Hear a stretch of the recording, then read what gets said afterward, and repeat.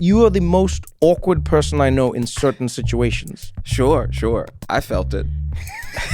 I feel it every time.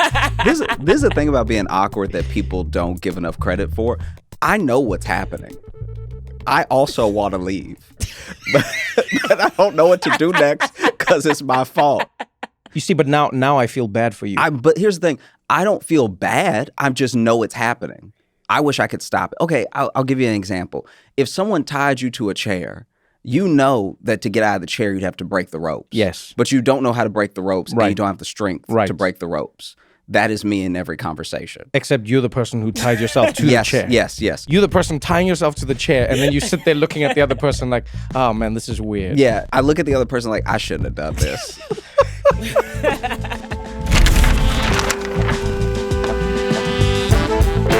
Hey, what's going on, everybody? Welcome to another episode of What Now, the podcast where we talk about all the conversations that are invading your brain. Yeah, that's how I see them. They're invading your brain.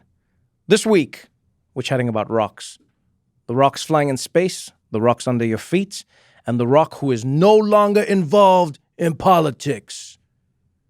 Now, the only thing I enjoy more than having conversations is having them with some of my favorite people. And this week, I'm joined, as usual, by my good friend, Christiana, all the way from Los Angeles. Yes, she is a mom, she is a thinker, and she's a person with a voice, once again. And what a treat. I'm joined by the one and only Josh Johnson, comedian and human being in the same space. Touch my blood. That's what we say in Africa. Touch my blood. Yeah, like that? That's way harder than shake my hand. Yeah, touch my blood. I love that. That's what that is. Yeah. We started doing that when AIDS was spreading, like really, it was like a big thing. Oh, okay. Yeah. Oh. Too late, you touched it. Yeah. Welcome to the podcast.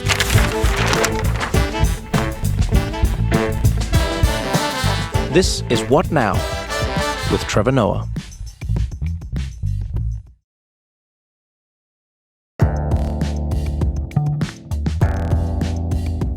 Happy podcast day, everybody. Happy podcast day, man. Happy podcast day. I've missed you, Christiana. It feels like it has been forever since I've seen you. I missed you, Josh, and I missed you, Trevor. I'm glad I have a voice again. Yeah. It feels good to be able to speak. Someone asked me if it was a gimmick or a gag. I don't know what people think. Someone asked me this. I was in an airport and someone came up to me and they were like, I love the podcast so much. And they're like, I have a girl crush on Christiana. Please tell her. And they're like, but I just didn't understand. It was is the voice thing real? What was that about? Then I was like, what do you mean? Is it real? What? Please explain. Sometimes I don't think people understand comedy. Yeah. Because please explain to me what you think the premise of this joke would be. That we would say Christiana doesn't have a voice and then there's no payoff. Yeah. Then she's just back one day. And then she's just back. Yeah. Christiana, how's the family? How's everything going? I'm having a bit of a... They're good. The headline is the family's good. I should always lead with that. You're so African when you do that. No, can I tell you, that's the most African thing that you'll do, which reminds me of everybody from home. You'll ask them a question about life or anything.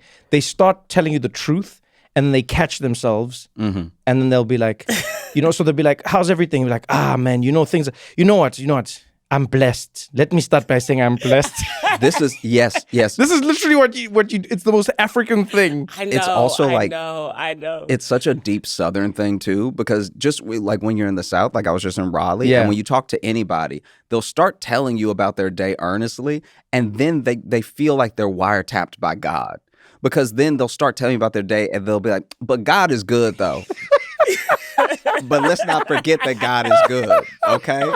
So I know I got hit by a car today, but God is good. I just got hit by 2 cars. It does feel like that. It really does feel like that. God is good. He is good. He's always good. He's all the time. All the time. And now that we're on a secure line, tell me your real story.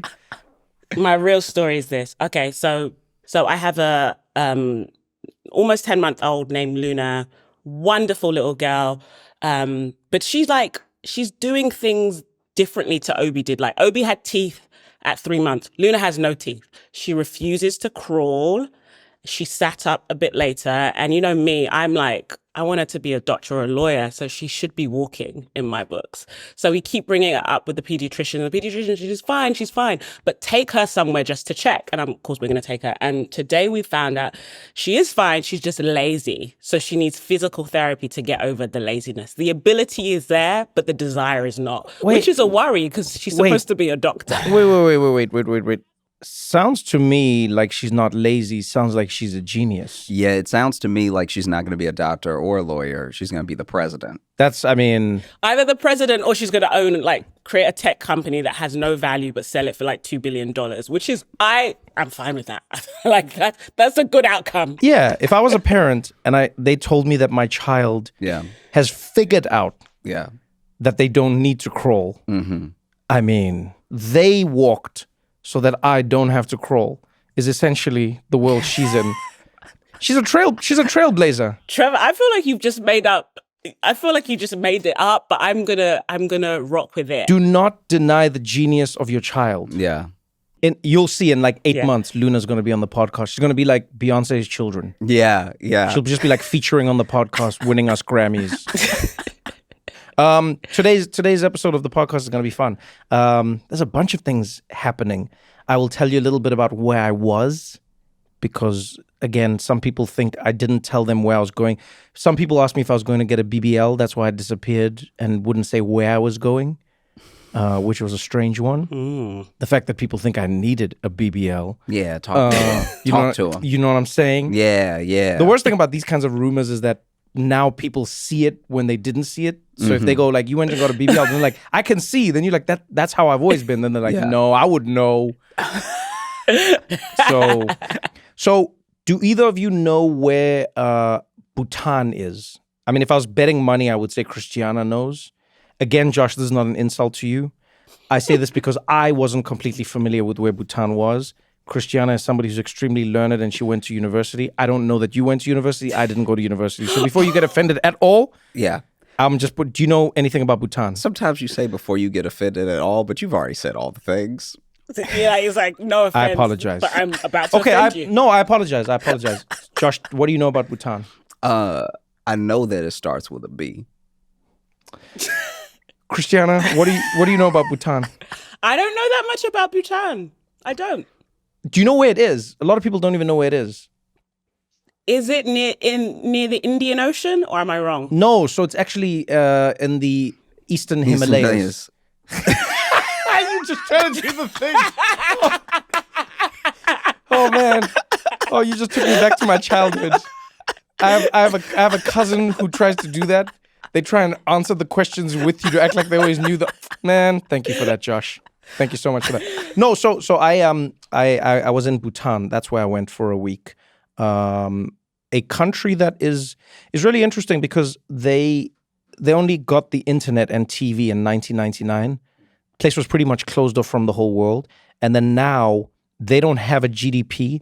They measure their success in what they call the GNH, gross national happiness.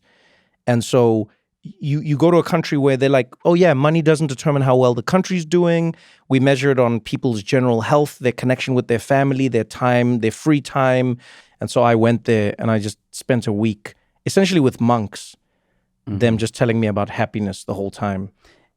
And was it like when you were talking to them, was it an inspiring experience, or were you like, oh, or were they fun monks? Can I? Oh, okay. First of all, I'll say this: every real monk I've met is fun. Okay. Fake monks are the ones who are like, there is nothing funny in the world, and if you're like, I had a bad day, they're like, there is no bad and there is no day. Oh, those monks are assholes. The monks, like the real monks, they're great. They have a good time. Wow. Yeah, okay. the one monk was like, hey, you should follow me on Instagram. I was like, you have Instagram? He's like, yeah, everyone has Instagram. I was like, oh, but you're a monk. He's like, I don't get what this has to do with anything. Are you gonna follow me or not? And then I thought he was joking. And then the next day I saw him again and he's like, you didn't follow me. Yeah. Did you have to be like silent? Like what were you doing for the week apart from being like the CIA asset that you are? I spent a lot of time meditating. I'm going to ignore that comment because I've found inner peace. And Okay, let me put it this way. It was interesting to go to a place where they're trying to redefine the very idea of what success is, but from the country level. Do you know what I mean? Mm-hmm. So Yeah. these people, for instance, I played a game of poker where they didn't play with money, they played with push-ups. That's hilarious. It was actually, can I tell you, it was actually the most stressful game of poker I've ever played. That's so good. That's like literally you bet and you go, I raise you 2 push-ups. And someone's like, I raise your 2 push-ups, 6 push-ups, 8 push-ups. And then at the end of each round, people are doing push-ups. There's no money exchanged. Same game, same enjoyment, but people are doing push-ups. And you, first of all, you'll be shocked at how quickly you start curtailing your gambling when you have to do push-ups. I was like, this could cure Vegas in like a week. Yeah. If you said everyone in Vegas had to do squats or push-ups every time they lost. This is the best, because now your gambling addiction looks sexy. Well, now you'll know who has a gambling addiction, right? Like you'll see somebody with just the chest and no arms, and you'll be like, ooh, he's sick. He's sick, poor. We need to pray for him because he got no legs, but he got that thick chest. That's, Oh, man, you know what? I feel enlightened, and I feel some of that light. I feel like you're a hater. That's what you are. I'm not a hater. I feel like you're a hater. I'm a hater. I'm always a professional hater. I'm always a hater. Yeah, but you're different. Josh right now is just that you are being you. Josh has stepped out of himself to step in and hate on me. I'm not hating at all. I'm glad that you told me about this, and I will think about it sometimes when I freak out about money. You know what we're gonna do? We're going to take a little break. When we come back, I will tell you what would have happened to you a few hundred years ago if you had this exact same attitude with me. We're going to continue this conversation right after this short break.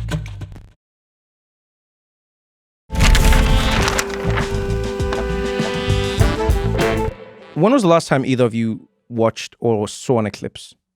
Today. You went outside and you... Mm-hmm. Mm-hmm. Did you have the glasses? Look, I'll tell you this right now. Everybody was trashing Trump for looking at the sun, but I almost did it. I really did, because I had the glasses, and when the thing was starting, I couldn't see anything because the glasses were so good. Yeah. And then I started to see a little bit, and I was like, I do kind of want to just take them off real quick, just get a sneak peek. But did you take them off? I did not. See, not fit to be president. Christiana, when was the last time you saw an eclipse? I've never seen an eclipse. Huh. Yeah, I avoid them. It feels too spiritual, too much of a shift. I stay indoors. Yeah, it's I will say this. It is both the most powerful and meaningless thing I've ever experienced. Because it was like it was one of those moments where, you know, seeing everybody outside for the same, I don't know, there was the last time I saw New York like that was during the pandemic. Mm-hmm. And so in an emotional way, it was really wonderful to see everybody outside for something that wasn't morose, something that wasn't sad, something that it was just people gathered together to look at the sky turn dark for a moment. Yeah. And enjoy, like everyone, I mean, like construction workers, high school kids, literally, I was riding a bicycle through New York, watching it the whole day, and it was just everyone was just standing on the side of the road with, I don't know where they all got them all, by the way. That I will say is like weird. Everyone in New York had Eclipse glasses, and I don't know where they got them from. I don't know where I got mine. It's very suspicious. I think a lot of people are going to have some long-term vision problems because nobody knows where they got their glasses. But I started reading up on everything that the eclipse has meant for humankind. It's amazing. Like you say, like wars. There was a war that was spoken about like back in the day. I think it was the ancient Greeks, and they basically had a truce because they were just like, yeah, man, even the moon and sun don't want us to fight, and then they just stopped fighting. That's beautiful. Yeah. That is so beautiful. And then to you earlier when you were trashing me with my poker push-ups, if this happened back then, yeah, I could have killed you during an eclipse and no one would have said anything, Josh. Why wouldn't they have said anything? Because it would have happened during an eclipse. An eclipse was what, like, so that's the thing I learned. The eclipse was the perfect time to end other people, because during that period you could say you were ending it for the eclipse or because of the eclipse. So if you killed somebody during an eclipse back in the day, And then people like, what did you do? And you like, yo, the demon Beelzebub took over when the sun was gone. Okay. And then you say to people, I would never, you know me. Come on, man, you know me. Have I ever killed anyone? Yeah. If you kill me over a comment about the poker push-ups, you were waiting to kill me. Like the eclipse had nothing to do with it. No, Josh, please. If you haul off and choke me now, you've been waiting. No, maybe. No.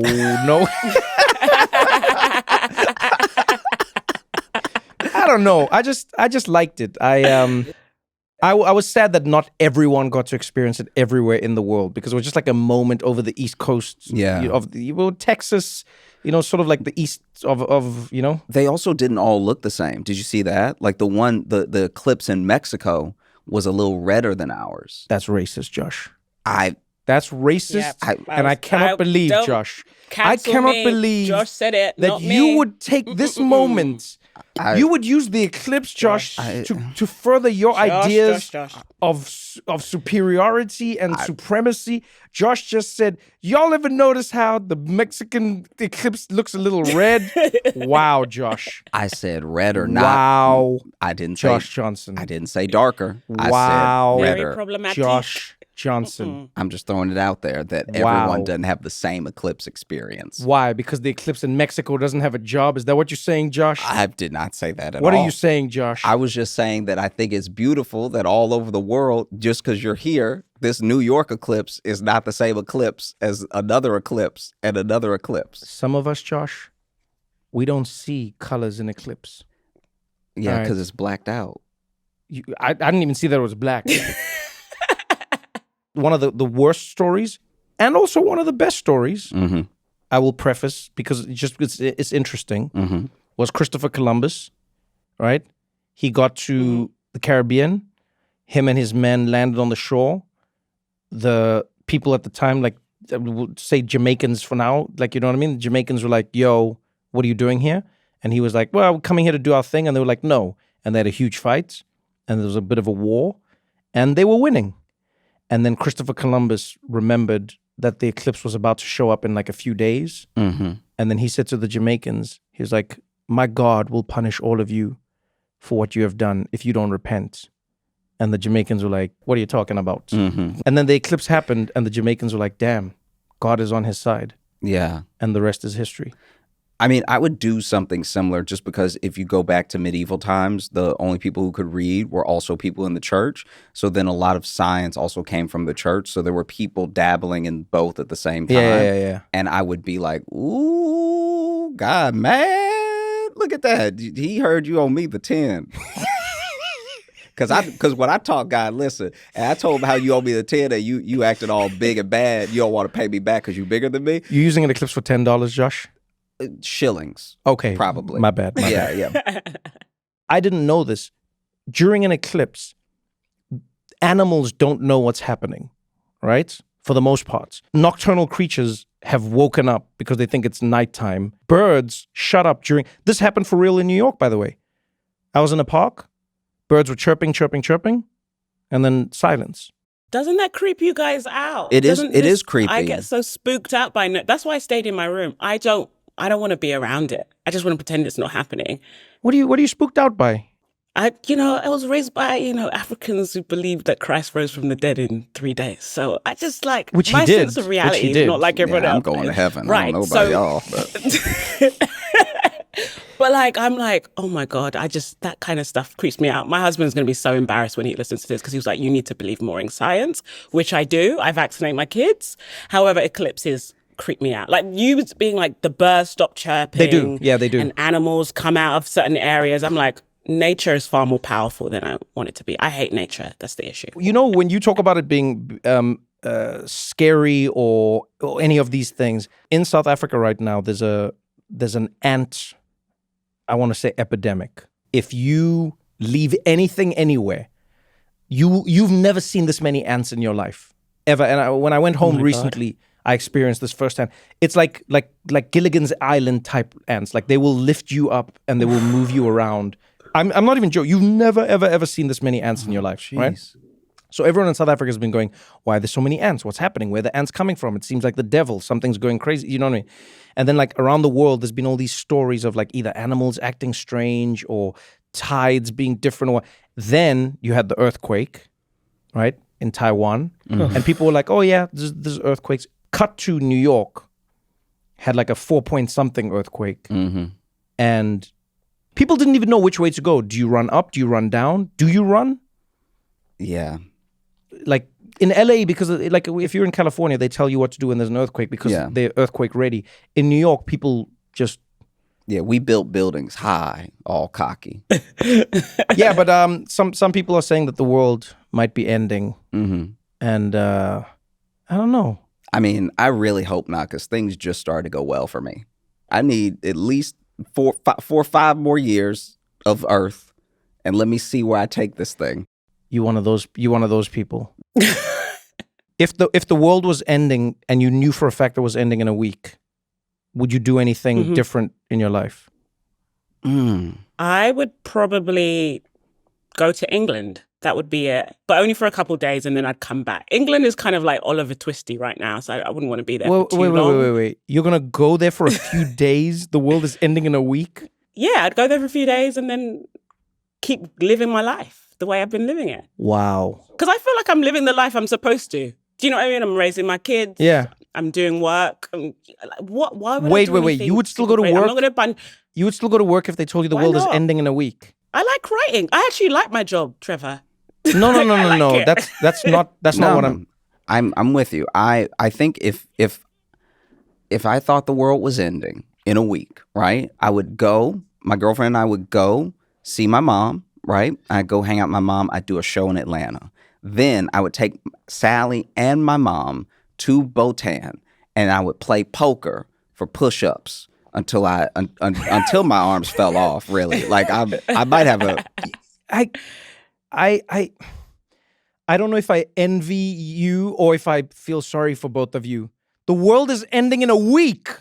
There is no one you would cuss out. There is no thing but you would do. I cuss people out anyway, Trevor. When you live like me and you just say how you feel, all right. I'm cussing people out. Okay, that's different. I'm YOLO about cussing people out. I'd also buy a sword. Now this is what I'm talking about. Yeah. What kind of sword? What type of sword? We are talking a full-on saber. What are you doing with them? I'm just walking around with them, letting people know what's up. Trevor, what would you do? Yeah. If there was a week left, okay, there's a few things I would do.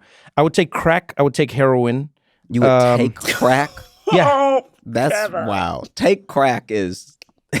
What do you mean? Sounds like somebody that's never done crack. I've never done crack. No, that's the most CIA thing you've ever said. I would take crack. I would take crack. This is, I feel like you Wait, what do you do? What do you do? You smoke crack. I can't believe, you sound like the most wired up person right now. I would take crack. You smoke crack? Yes, How's that different crack. to just taking crack? Yes. Because you don't, imagine if I was like, I'm about to partake in some alcohol. It sounds... Josh, that's what you say every weekend when we go out. What are you talking about? No, I've never said that. What are you talking about? Take crack. You said I will unleash myself upon other people. If I took you somewhere right now, if I took you where I grew up, right? So we go to like the Sonia quarters of Alexandria, Louisiana, right?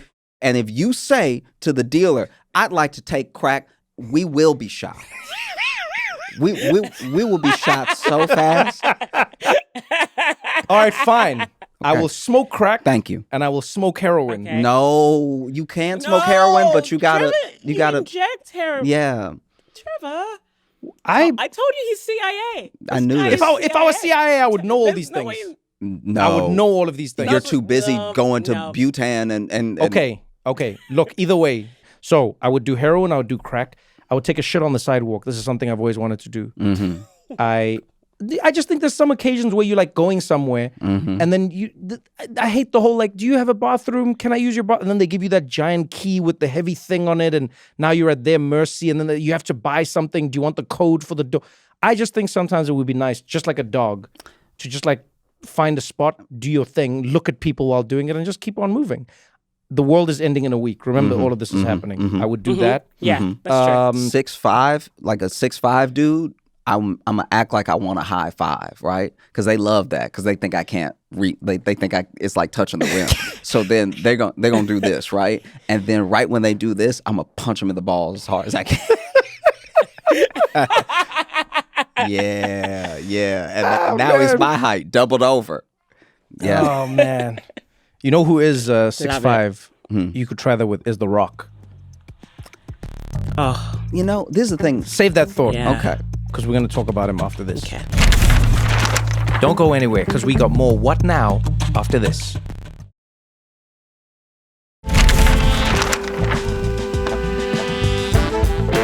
So, if you haven't followed the story and you've somehow managed to avoid it, so Dwayne "The Rock" Johnson made a special appearance at WrestleMania. He came back to compete. He's 51 now, so it's pretty special. Came back to compete. WrestleMania is really taxing. The last time he was there, he got badly injured. Anyway, he goes back. He does. It's triumphant. It's an amazing return. But this thing gets overshadowed by the fact that The Rock goes on Fox News and says that he will not be endorsing Joe Biden. Right? Everyone goes crazy. People, obviously, Fox fans are like, "Yeah, that's it. Joe Biden is a screw up, and screw him." Yeah. And then people, who are pro Joe Biden are like, "Why would you do that to us, The Rock?" Well, you know what I mean? Yeah. It's okay. Here's what's weird to me. A few things. First of all, he says he's not endorsing Joe Biden, and he says he's no longer endorsing anyone. So he's also not endorsing Donald Trump. Yeah. So I don't understand why that's not a headline. But for some people, it's an addition by subtraction. So they're like, you endorsed Joe Biden last time, and now you're not and endorsing now you're not. him. So you're at least coming closer to me. Is how people see it. I see that. I see that. Yeah, it kind of worries me a lot that people take their voting guidance from a wrestler turned actor turned businessman turned everything. Like guys, once Donald Trump became president, all bets were off.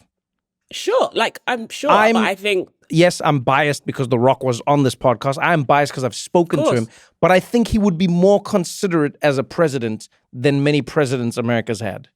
I think that would be incidental. I think that if you, how about this? I don't know how to fly a plane, so no matter the intent I have, when I try to take off, I'm still gonna kill everybody when we try to land. So just because he's more considerate doesn't mean he's more polished. Doesn't mean that he's more understanding of policy. You know, guys, I hate the celebrification of politics. I despise it. I agree with you. I hate that people take so much guidance from it drives me up the wall that people even care what he thinks about politics. Like, I really would like wrestling guidance from him, working out guidance from him, business advice from him, but I don't necessarily need his opinion on how I should vote in a school board election. And the fact that so many people do care what The Rock thinks, very worrying. Well, we're in a bad way, guys. First of all, he is the people's champ. Let's start with that. He's the champ of the people. But secondly, here's where I'll give him credit. He's never told anybody how to vote. In fact, he's done quite the opposite. Even in this interview, he's essentially saying he doesn't want to participate in politics anymore because he saw that all it did last time was basically just get him hate. But I would say this is my thing with that. I have no problem with anything he said except for that, because the thing about division that I think a lot of people don't understand, and I'm not trying to take him specifically to task, but I want to take him to task, Josh. Okay, I do. Yeah, go for it. He's not here. What's he gonna do? Yeah, come here. He won't beat you up. Yeah, I hope you got your saber ready. You look at The Rock. The Rock is from Hawaii, right? Right. Okay. So he's from Hawaii, and there are both people in terms of politicians and people in terms of corporations that want to take as much land as they can from the people of Hawaii and use it for other things and don't care what happens to the people. Yeah. I imagine he would stand against something like that, okay, right? Okay. So when he stands against something like that, he's not causing division. Because that's what someone would say. They'd be like, oh, we're just trying to bring jobs to Hawaii and you're over here causing division.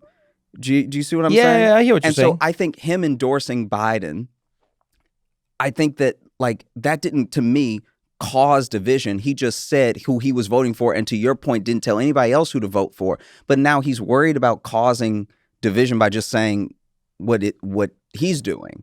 And I do think that a little bit of that is worrying about the check first. I don't think. No, but I think what he's saying is he's causing division in his life. I don't think he was saying he caused division out there. He's just causing division amongst his fans and his people, and you know. I don't think division is intrinsically a bad thing, right? It's just how we deal with division and how we deal with conflict. So I didn't. That kind of rubbed me. That part where he's like, "Oh, it caused division and caused." I just think those conflicts can be useful.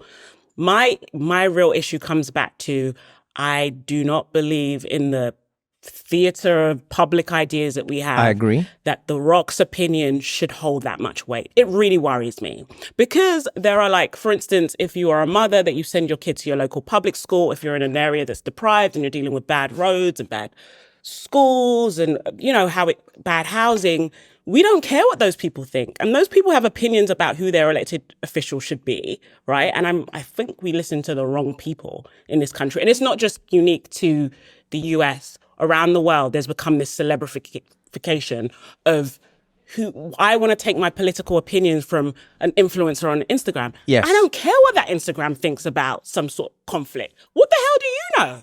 Why do you have to puppet? You know what I mean? I think we just demand this. I feel actually bad for The Rock that we demand this of him to endorse somebody. I agree with that, because actually. I don't think he knows better than anyone. And that's what kind of annoys me. I don't actually care who he votes for.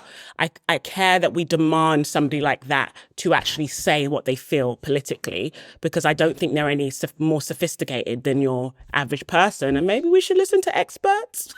Well, that maybe be a good thing. I also think, and maybe this was taken, or this was inspired a little bit by the Eclipse.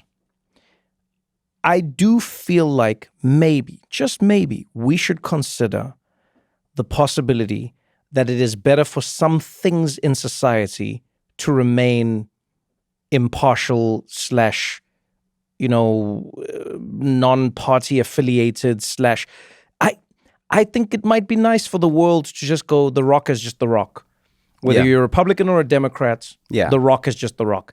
Maybe it's nice to just, share these things as people and not have... Because to your point, Christiana, if we don't want or think that these people should have an outsized influence in how people vote or don't vote, then maybe there's some merit to them just being the thing that brings people together. Like, imagine if during the eclipse, at the peak of the eclipse, all of a sudden the eclipse was like, vote Trump. Yeah. First of all, I'm voting Trump. I'm just going to let you all know that it's happening. Yeah. Yo, the eclipse said it. Yeah. And now as Trevor, there's a part of me that'll be like, what does the sun know about American politics? Yeah. I'm on the other side. I'm actually on I believe the inverse. I don't think we need to depoliticize any celebrity. I don't think you need to depoliticize yourself. I think people need to accept that we're more than it gets complicated. That you can really like The Rock. It's hard. As an actor. It's hard. It's hard, but you can like him as an actor. It's can hard. like him as a father and his work. But you may not like his politics. Because it's just like, that's what it is. There are people who I know, like, politically, I really agree with them. But I think they're kind of bad people. I don't like them. I don't want to be at a dinner party with them. Mm-hmm. Even though their politics on paper, we agree completely. But I'm like, I actually don't think you're a decent human being. Mm-hmm. And I think we need to be able to allow for that in a society where we're like, okay, The Rock votes for so-and-so. Does it change how I feel about his work? A bit, but I have to accept that's who he is. And I think if we could live in that nuance, it'd probably be a better world. Oh, here's I agree with the sentiment of what you're saying. The reason I don't think we can do that is because politics fundamentally at some point makes some people feel, whether it's real or not, that their lives are being threatened, right? So I think it's hard to say to people, hey, ignore how The Rock or somebody else is voting or has voted when you believe that their politics inherently threatens who you are, like actually are. Yes. I'm not saying to ignore it. I'm not saying to ignore it. Yeah, but I'm saying you might have an ability that most human beings do not. The ability to ignore or to be able to put aside how somebody has voted. I don't know how many people... No, I include it in the... I don't put it aside. I think that's... You make it one of the things. It's like the sum of the parts. Yeah, it's part of the thing, right? I'm saying that's special. Yeah, yeah. It's just no. I don't. I just think if we're going to be really human and accept the messiness of what a human being is, you're going to know it's not always going to be coherent. And I think we live in a time where people don't want to live with that incoherence or that paradox, and they want to pretend that people are just one thing. So here's the thing. I agree. That's why I say I agree with the sentiment completely. But growing up in South Africa was interesting and weird for me in that, like, I got to see democracy for the first time in a country. Not many people have lived through that experience, right? So in South Africa, in 1994, we had our first elections ever where everybody could vote. And I remember I was a child and it was the biggest thing ever. Lines that, I mean, like, it looked like the whole of South Africa was going to a Taylor Swift concert. Let's put it that way, right? The biggest message was, your vote is your secret. Your vote is your secret. And I remember I didn't understand it. I was like, why should your vote be a secret? I mean, like, and it was almost agreed on. All the black people were voting for the ANC because this was the party that had liberated them, etc. But still, people were like, your vote is your secret. Your vote is your secret. And I remember asking, it was a teacher or somebody, I was like, why is your vote your secret? And they were like, because if people know how you vote, you may not be able to continue voting that way because they might want to kill you or threaten you. And obviously in South Africa, we had a lot of political violence, right? But the thing that stuck with me was just this idea of how, I don't know, it's a weird, in many ways, I think of it like this. Politics is a lot like sex. Everyone has their own proclivities. There may be things that you believe in politically that I don't agree with or that are strange to me. But I think if we know all of these things about each other, it's a lot harder for us to exist in a society where we take each other as whole human beings. It'll be very hard to look at Josh the same way when you know that he uses a saber during sex. Do you know what I mean? Yeah, when you know I have that thing. It's like it just changes how you are with people. And I don't know. I feel like one of the things that's hurt America is the fact that now people start conversations with their political affiliation, whereas before, I remember even in my lifetime, it used to be a thing where people didn't, if you said, how did you vote? They'd be like, well, come on, hey, that's not how I... Yeah, it used to be more like sex. Yeah, people would Be just... like, so what position? Exactly. Oh! Hey, that's between me and my wife. Yeah. You know, that's I don't think that's appropriate. Yeah. And I think there's something valuable in that. I think there's something valuable in us not knowing how only because politics is inherently a polarizing thing. And I think there's something valuable in living in a society where we go, I don't know how you vote. Let's go and vote honestly in private. And then let's see what the country and the people actually feel like. And then we work from there. Does that make sense? No, it does. It does make sense. And I think that when it comes to The Rock or any other celebrity, there's two main things at play. One is that there's no word for it, but it's basically we want every great athlete to be Muhammad Ali. Because Muhammad Ali took everything that he had as far as like clout, as far as fame and everything, and he put it towards things that he believed in. And he gave speeches. And he happened to be a great orator. And he happened to be well read. So it's like we kind of got everything all at once, but then you turn to the next boxer next to him, right? So second best boxer in the world, and he's like, I punch. That's really all I do, right? And that was okay at that time. Like Muhammad Ali was doing all these big things that were outside the arena of sport, and other boxers were just sport, right?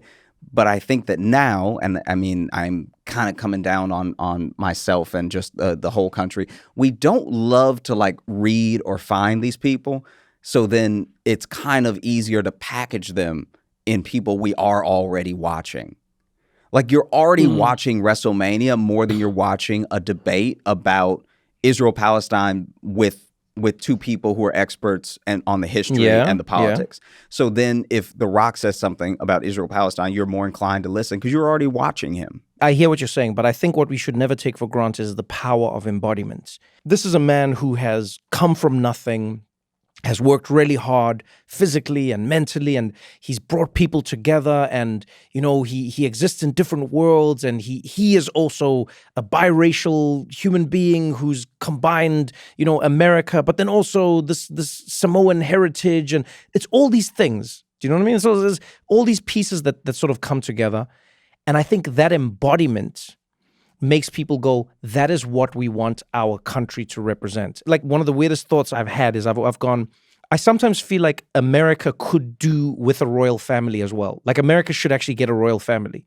Because I sometimes think what happens in America is America's looking for the embodiment of what America is, and they're putting that on the president, but that job is really just supposed to be like an administrative role.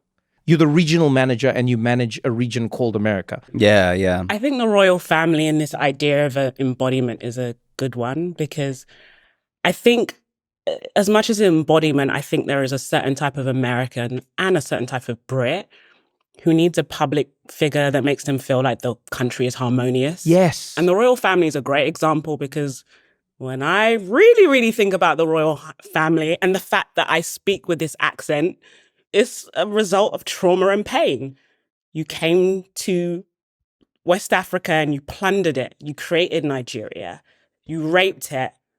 And you put your face on our money. And then the country is in such a bad state. My grandparents and people like my grandparents and parents had to move to a different country, right? And when my parents were born, they were born under colonial rule. They were born before Nigeria had become independent. Yeah. So for some British people who can sing Rule Britannia and who can sing God Save the Queen and now God Save the King, when they see the royal family, they do see that embodiment. They see that fantasy of harmony. But underneath these symbols, wherever they are, whether it's the rock or the royal family or a president, there's always something darker there. Even the rock, he may not show us his darkness, but there is an inherent conflict in him. But people want this fantasy of embodiment and harmony. And I think the rock is actually the perfect example, because him saying, do you know what? I'm going to shut up. That does embody what a lot of America is doing right now, where they're like, I'm just going to keep what I really think to myself, rather than be able to live in the discomfort and have the messy conversations. Okay, so let me ask you both that question then. Do you think that the idea of cancel culture / wokeness, I mean, like, let's just use these terms loosely and throw them around, right? Because we can debate forever about, I mean, I have my thoughts, you have your thoughts, etc.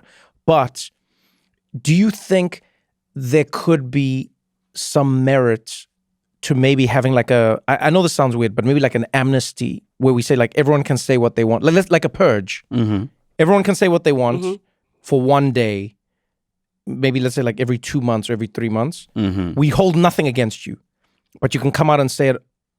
And because then maybe there's like a release valve, because it seems like people might vote a lot louder than they speak. And that could be causing a bit of a problem because it surprises you when it happens. Okay, I'll pitch you that thing already exists and exists all the time, and it goes by anonymity on the internet. I think that people are consistently voicing everything that they think behind an avatar.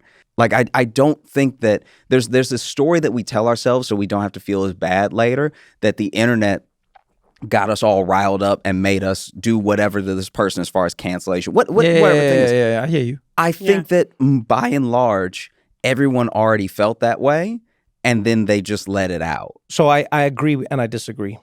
I think the internet creates an environment where people are prone to let out a part of what they think, but it is not them and it is not how they fully think. Mm-hmm. I think there are a lot of people on the internet who say things just because it's what's happening and people are going crazy. Mm-hmm.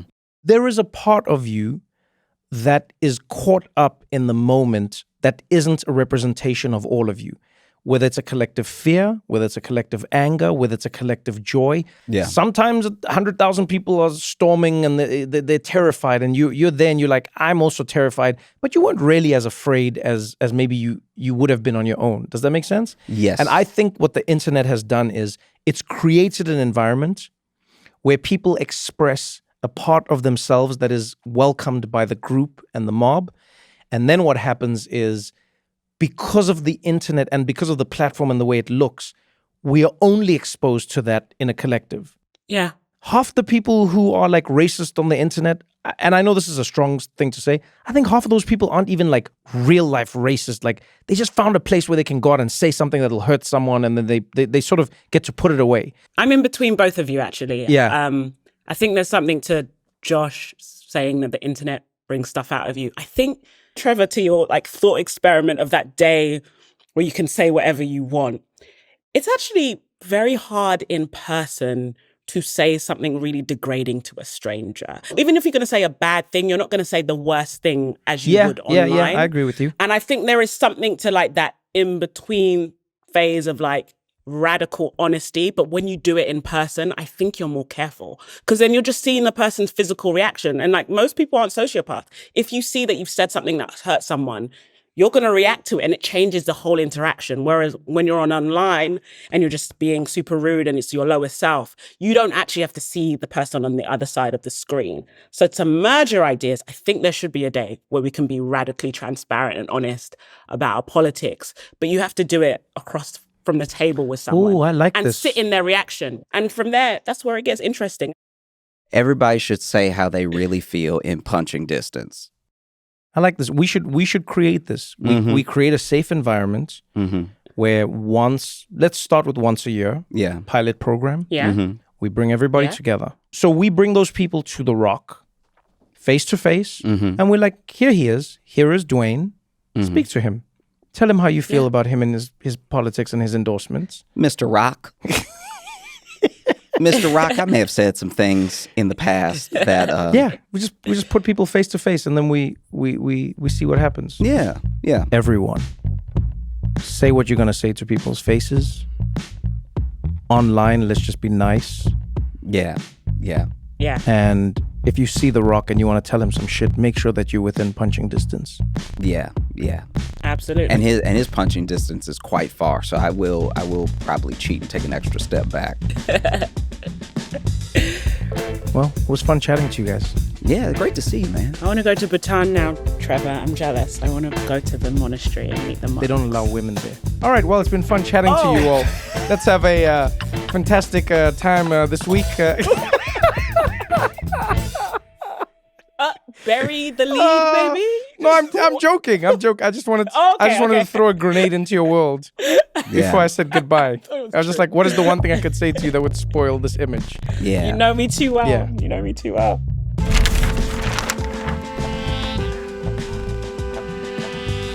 What Now with Trevor Noah is produced by Spotify Studios in partnership with Day Zero Productions and Fullwell 73.